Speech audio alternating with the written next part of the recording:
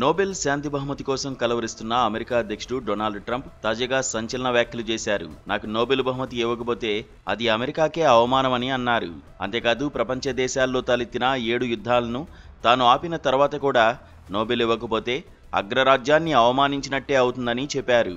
తాజాగా గాజా యుద్ధానికి కూడా ముగింపు పలికేలా తాను తీసుకుంటున్న చర్యలను ఆయన గుర్తు చేశారు. క్వాంటికోలో సైనికాధికారులతో ట్రంప్ మాట్లాడుతూ ఈ ఆసక్తికర వ్యాఖ్యలు చేశారు.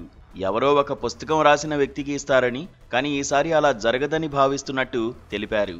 ఒకవేళ తనను కాదని ఏ రచయితకైనా ఇస్తే అది అమెరికాకు తీరని అవమానమేనని తేల్చి చెప్పారు. అంతేకాదు నోబెల్ను నాకు ఇవ్వమని అడుగుతున్నట్టు అంతా భావిస్తున్నారని, కానీ నిజానికి నా ఉద్దేశం అది కాదని, ఈ దేశానికి ఇవ్వాలని కోరుతున్నానని ట్రంప్ అన్నారు.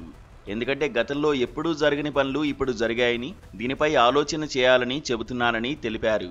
ఇప్పుడు గాజా విషయాన్నే తీసుకుంటే ఇదేమంత తేలిక కాదని, చాలా సంక్లిష్టమని పేర్కొన్నారు. అయినా సాధిస్తున్నామని ట్రంప్ వెల్లడించారు.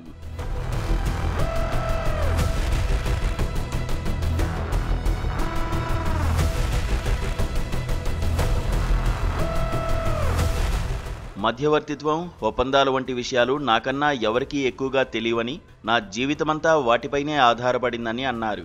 ఇప్పటికే 7 సాధించామని, ఇప్పుడు 8వ కూడా సాధించబోతున్నామని గాజా యుద్ధాన్ని ఉద్దేశించి ట్రంప్ తెలిపారు.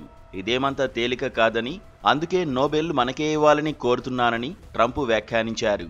కాగా నోబెల్ శాంతి బహుమతి కోసం ట్రంప్ నానా తంటాలు పడుతున్నారు. ప్రపంచంలో ఎక్కడ చిన్న ఘర్షణ జరిగినా అక్కడ వాలిపోయి పంచాయతీలు చేస్తున్నారు. ఆయన్ను ఒక శాంతి దూతగా చిత్రీకరించేందుకు శ్వేత సౌధంలోని కార్యవర్గం కిందా మీద పడుతోంది. అయితే ట్రంప్ ఆశలకు గండి కొట్టే అంశాలు కూడా బలంగానే ఉన్నాయి. జనవరి 20న పగ్గాలు చేపట్టిన నాటి నుంచి జూలై 15 నాటికి కేవలం 6 నెలల వ్యవధిలో ఆఫ్రికా, పశ్చిమాసియా, మధ్య ఆసియాలోని 240 ప్రదేశాల్లో 529 బాంబింగ్లను ట్రంప్ చేయించారని గణాంకాలు వెల్లడిస్తున్నాయి. అదే ఆయన కంటే ముందు అధికారంలో ఉన్న జో బైడెన్ 4 ఏళ్లలో 555 బాంబింగ్లను చేయించారు.